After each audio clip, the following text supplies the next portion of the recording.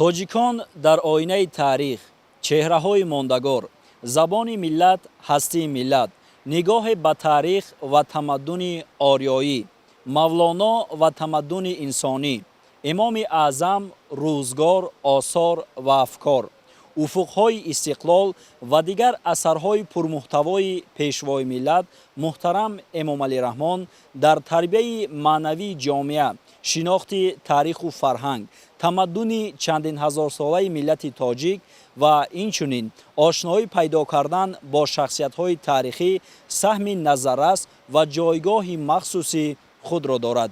салом бинандагони гиромӣ, ёдрас мешавем ки аз санаи 24 сентябр сар карда дар китобхонаи миллии Тоҷикистон даври дуюми озмуни ҷумҳуриявии беҳтарин хонандаи асарҳои пешвои миллат баргузор гардида истодааст, ки озмуни мазкур то санаи 28 сентябр идома ёфта беҳтаринҳо муайян мегарданд. ҳоло мо аз ҷараёни озмуни мазкур барои шумо маълумоти бештар пешниҳод менамоем.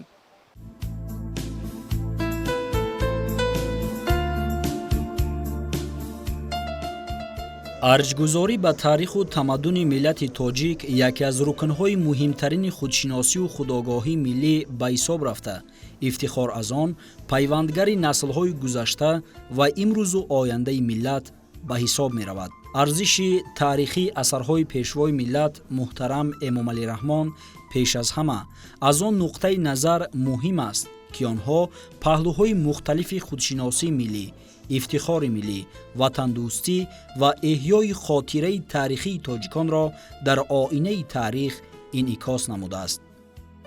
чанд рӯз боз дар китобхонаи миллии Тоҷикистон даври дуюми озмуни ҷумҳуриявии хонандаи беҳтарини асарҳои пешвои миллат ҷараён дорад. боиси ифтихору хурсандист ки имрӯз рӯзи сеюм аст ки дар китобхонаи миллӣ озмуни ҷумҳуриявии хонандаи беҳтарини асарҳои пешвои миллат баргузор шуда истодааст. дар ин озмун донишҷӯён хуб иштирок карда истоданд. онҳо дар бораи асарҳои пешвои миллат ки асарҳои таърихӣ ва асарҳои хеле пурғановатанд, онҳо аллакай байни якдигар рақобат карда истоданд. аз рафти озмун аллакай маълум аст ки онҳо ба тайёрии ҷиддӣ дар ин озмун омаданд. ман фикр мекунам ки бори дигар онҳо дар азбар кардани ин асарҳои пурғановати пешвои миллат василае мешавад ки онҳо ҳисси ватандӯстӣ, арзишҳои миллии онҳо боло равад. ман фикр мекунам ки вақте ки онҳо аз ҳамин асарҳои пурғановати пешвои миллати мо огоҳӣ пайдо кунанд, ҳам аз чеҳраҳои мондагор, ҳам забон ҳастии миллат ва ҳам тоҷикон дар оини таърих, ман фикр мекунам ки онҳо ба ин васила донишҳои сиёсию фарҳангии худро боло меоранд, аз корномоиҳои шоисту таърихии роҳбари олишон бори дигар огоҳ мешаванд. ман фикр мекунам ки ин озмун дар як навбат агар ҳуввият ва ҳисси ватандӯстии ҷавонон наврасонро боло бурад, дар навбати дигар байни онҳо дӯстӣ, якдигар фаҳмӣ, ба ҳамин васила мо метавонем ки ваҳдати миллӣ ва тинҷию осоишигиро бори дигар тақвият бахшем. ки ин озмун соли аввал аст. дар ин озмун аллакай сафу хатоие ки дар ин озмун аллакай рӯй дода истодан, мо онҳоро ба назар гирифтем. дар соли оянда аллакай онҳо рафт мешаванд. ман фикр мекунам сол аз сол ин озмун хеле озмуни бонуфуз мешавад. дар ин озмун на балки донишҷӯён, наврасону ҷавонон, балки тамоми мардуми Тоҷикистон ҷалб мешаванд. ман фикр мекунам ки хондани асарҳои пешвои миллат барои ҳар тоҷикистонӣ ва ҳар ҷавон ва ҳар наврас ин зарур аст. бояд ки мо аз корномоиҳои шоисту таърихии роҳбари олии кишмо аз наздик шиносем. роҳбари олии кишмо, пешвои муаззими миллат шахси таърихӣ ҳастанд ки дирӯз дар созмони бонуфузи ҷаҳонӣ, созмони милали муттаҳид баромад карданд, бори дигар аз сулҳу ваҳдат ҷонибдорӣ карданд. ман фикр мекунам ки пешвои муаззами мо созанда ва бунёдкор, шахси таърихӣ, хиратманд, сиёсатмадори варзида ва ҳомии сулҳу ваҳдат дар тамоми дунё муаррифӣ шуданд. бояд пеш аз ҳама мо дар паҳлӯи роҳбари олии кишмо паҳлӯ ба паҳлӯ истем, дар татбиқи сиёсати хиратмандону бо барори роҳбари олишон содиқону фарзандона хизмат кунем. ба ҳамин васила мо метавонем ки Тоҷикистон дар арсаи ҷаҳонӣ муарриф кунем. бори дигар ман ба тамоми он нафароне ки дар ин озмун иштирок доранд, байни ҳамдигар рақобат мекунем, ба онҳо барори кор мехоҳам, ба онҳо ғолибият мехонам, ба онҳо донишу фароғ ва дар оянда ба китобхона омаданашонро мо мунтазир ҳастем.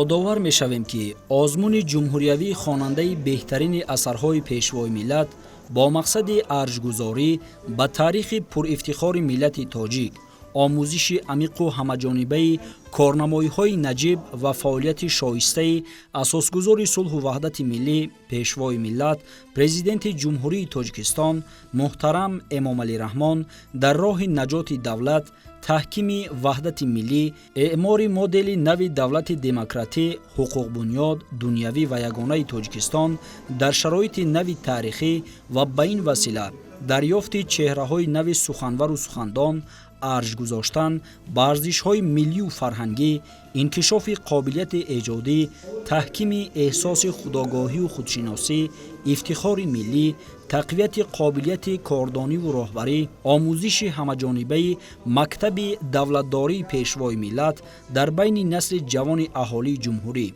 به خصوص دانشجویان مؤسسه‌های تحصیلات میانه و عالی کسبی دایر گردیده ایستاده است. امروز در آزمون جمهوری خواننده بهترین اثرهای پیشوای ملت است که ما در اینجا اشتراک داریم و اثرهای پیشوای ملت که آنها خیلی زیاد هستند آنها را مطالعه نمودیم و درباره آنها معلومات گرد آوردیم و می‌خواهیم که امروز دانش خود را در اینجا بسنجیم. من از اثرهای پیشوای ملت پلیتیکا میر، چهره‌های ماندگار و من به شما صلح می‌آورم را مطالعه نمودم. امروز می‌خواهم که در نزد حکمان این آزمون دانش خود را بسنجم. چی برداشت کردید از اثرهای مطالعه کرده خود؟ از اثرهای مطالعه کرده خود درباره جمهوری تاجیکستان چطور استقلالیت به دست آوردند و قهرمان‌هایشان کیا هستند و درباره گذشتگان خود معلومات گرفتیم و درباره تاریخ تمدن خلق تاجیک. باز شما در نقشه دارید کدام اثرهای پیشوای ملت را مطالعه کنید؟ در نقشه دارم که اثرهای پیشوای ملت، زبان ملت، هستی ملت و افق‌های استقلال را مطالعه نمایم. سلامت باشید، برای شما کامیابی تمنا دارم.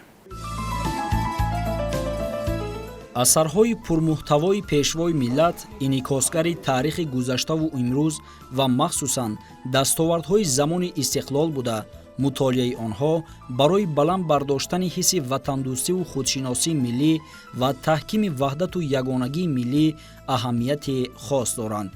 واقعاً مضمون و محتوای اثرهای مذکور خاطرنشان از آن می‌کند که هر نسل و هر فرد علاهیده زنجیره در تاریخ بشریت است که توسط موجودیت خویش گذشته را به آینده می‌پیوندد.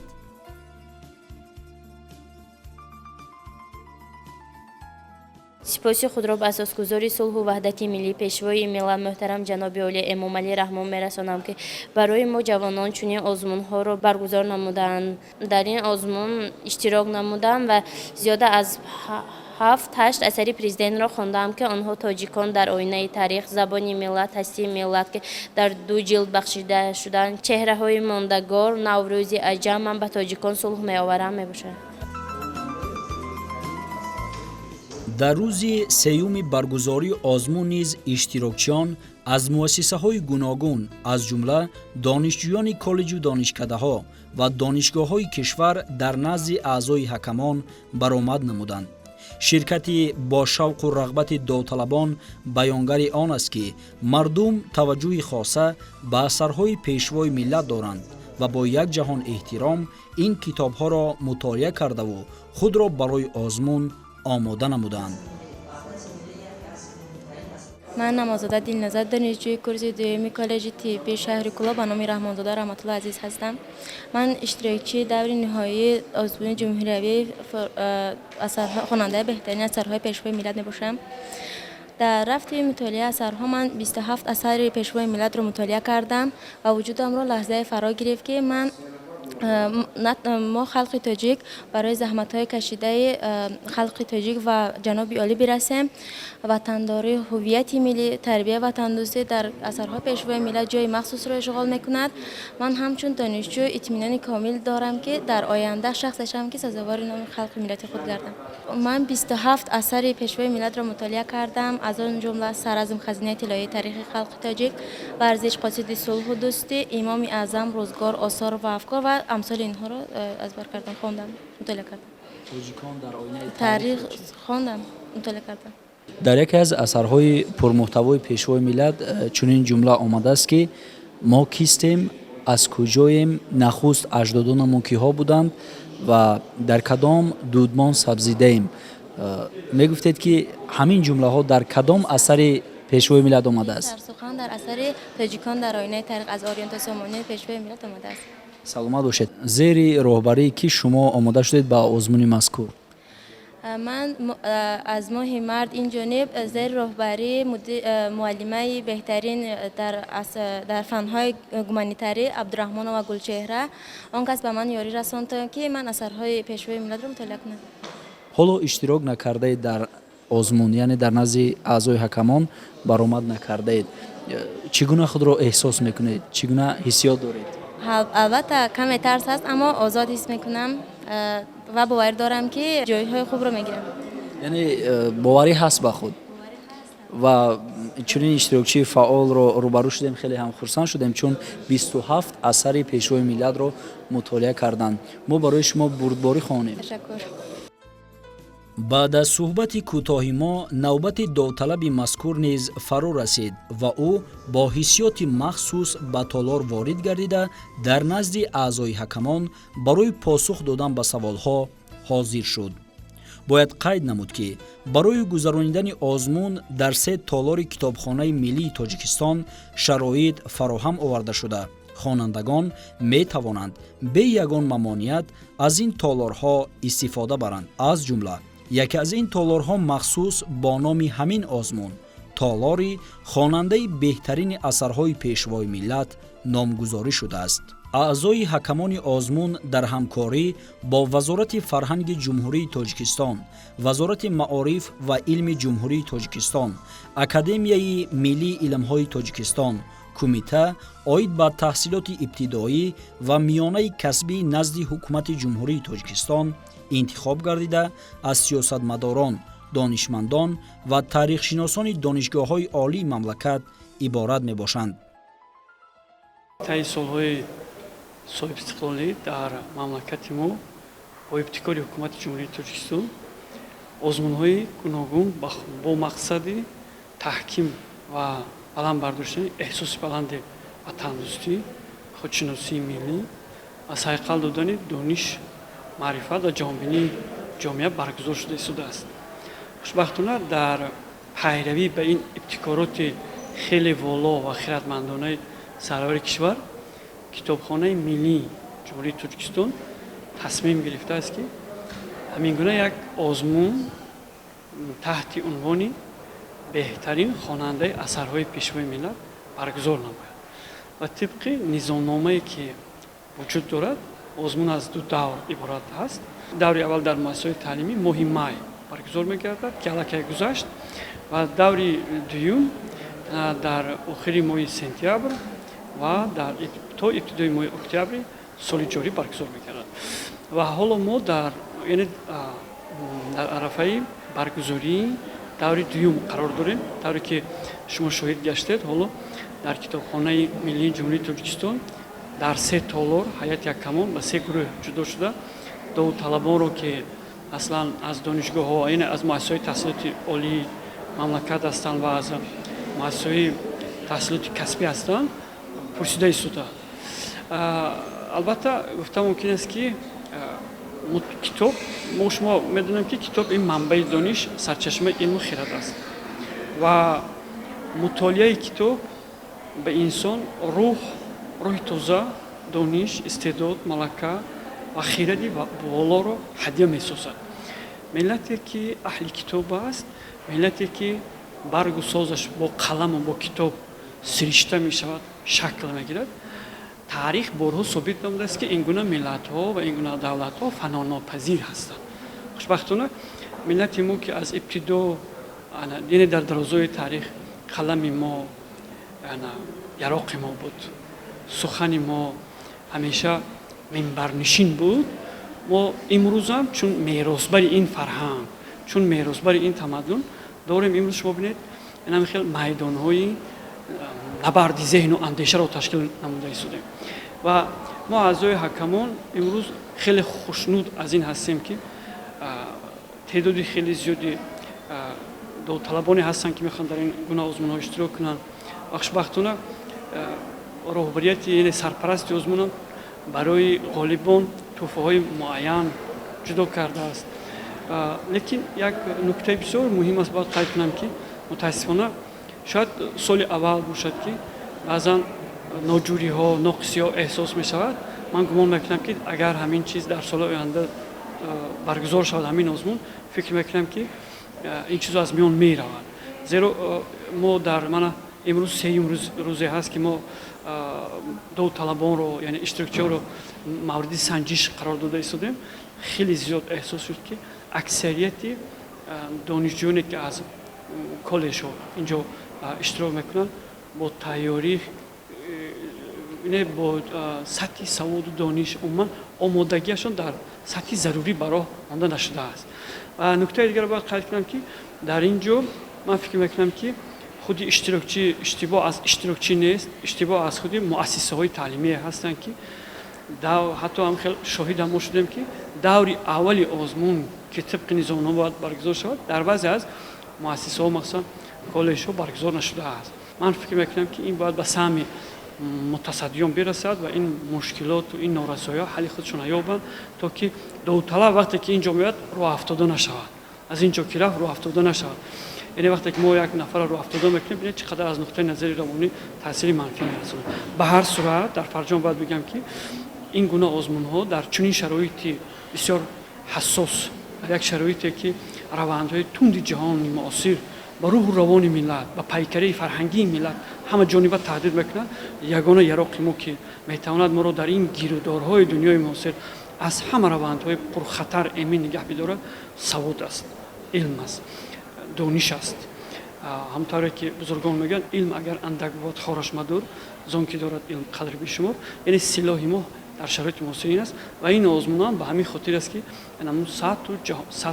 сатҳи савод, доираи ҷаҳонбинӣ, насли наврас ҷавонон такмил ёбад, васеъ шавад ва дар оянда номбардори ин фарҳангу ин миллат бошад. ширкаткунандагон ба се гурӯҳ ҷудо карда шуданд ва вобаста ба ҳар гурӯҳ аъзои ҳакамон аз онҳо дар бораи асарҳои мутолиакардаашон пурсон мешаванд. дар толорҳои алоҳида барои тамошои мустақими баромади довталабон шароити зарурӣ муҳайё гардида, волидайну омӯзгорон ва иштирокчиёни дигар метавонанд баромади ҳар як довталабро пайгирӣ ва тамошо намоянд. ман нурова ҳалима донишҷӯи курси якуми коллеҷи омӯзгорӣ ба номи хосият махсумоваи донишгоҳи давлатии омӯзгории Тоҷикистон ба номи Садриддин Айнӣ мебошам. ба озмун бо чӣ гуна тайёрӣ омадаед? ба озмун бо тайёрӣ хуб омадам. баромад кардед ё не? Не. хуб, кадом асарҳои пешвои миллатро шумо мутолиа кардаед? ман ду асари пешвои миллатро забони миллат ҳастии миллат, тоҷикон дар оинаи таърихро хондам. чӣ бардошт кардед вақте ки шумо ҳамин асарҳоро мутолиа кардед?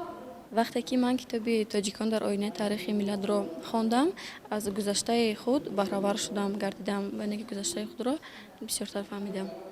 хуб, ки асари дигари пешвои миллат, забони миллат ҳастии миллат, ин китобро пурра мутолиа кардед? не, пурра мутолиа накардам, ба мундариҷааш шинос шудам. танҳо ба мундариҷааш шинос шудам. боз чӣ нақшаҳо доред? дар оянда кадом асарҳои пешвои миллатро мехоҳед ки мутолиа кунед? дар оянда мехоҳам ки ҳамаи асарҳои пешвои миллатро мутолиа кунам. хуб, устод худро муаррифӣ мекардед? ман Юсуфо Муҳаммадҷон, омӯзгори кафедраи таърих ва ҷомеашиносӣ коллеҷи омӯзгории Тоҷикистон ба номи Хосият Махсумоваи донишгоҳи давлатии омӯзгории Тоҷикистон ба номи устоду Садриддин Айнӣ мебошам. саломат бошед. чӣ муҳимияте дорад ба андешаи шумо озмуни хонандаи беҳтарини асарҳои пешвои миллат?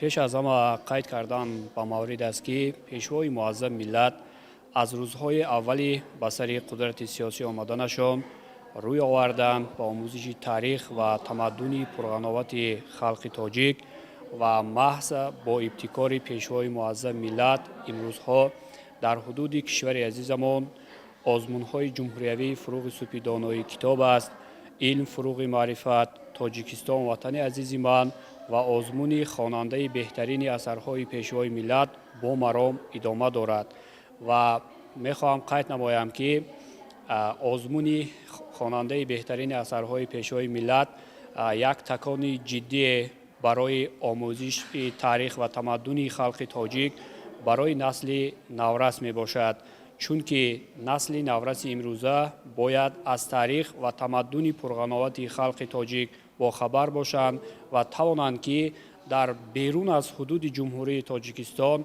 кишвари азизи моро таърих ва тамаддунашро низ муаррифӣ карда бошанд. чанд нафар шогирдони худро ба ин озмун омода кардаед?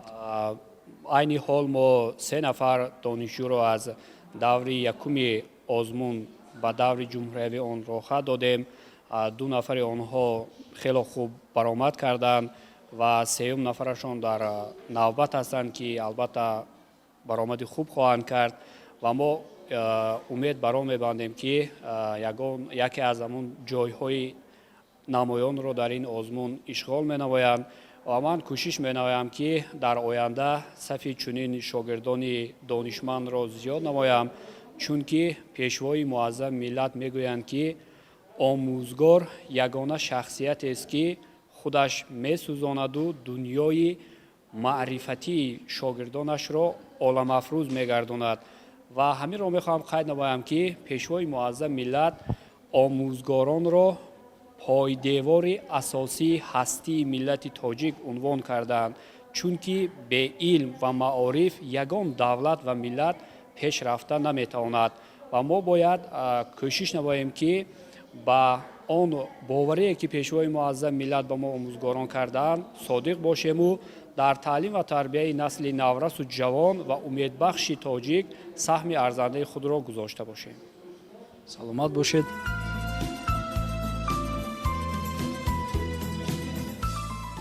асарҳои пешвои миллат дурнамоест ки роҳи ояндаи давлат ва пешомадҳои давлатдориро равшан намуда барои тақвияти ватанпарастиву кишвардорӣ, ваҳдату ягонагии миллӣ, худогоҳӣ ва рушди тафаккури таърихии наслҳои оянда равона гардидааст.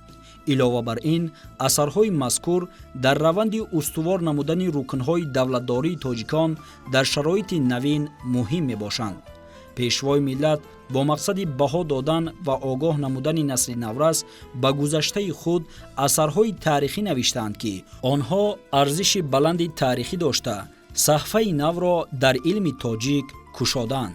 асарҳои тоҷикон дар оинаи таърих, нигоҳе ба тамаддун ва таърихи орёӣ, муҳити зиндагӣ ва олами андешаҳои имоми аъзам, рӯзгор, осор ва афкор, мавлоно ва тамаддуни инсонӣ, 20 қадами созанда, забони миллат, ҳастии миллат, чеҳраҳои мондагор, уфуқҳои истиқлол ва ғайра аз асарҳои гаронарзиш ва пурмуҳтавои пешвои миллат ба ҳисоб рафта дар шинохти таъриху фарҳанг, тамаддуни чандин ҳазорсолаи миллати тоҷик, шахсиятҳои баруманди миллат, дастовардҳои замони соҳибистиқлолӣ ва махсусан дар тарбияи насли наврасу ҷавон ки бунёдгарони фардои давлат ва миллат маҳсуб меёбанд, саҳми арзишманд доранд.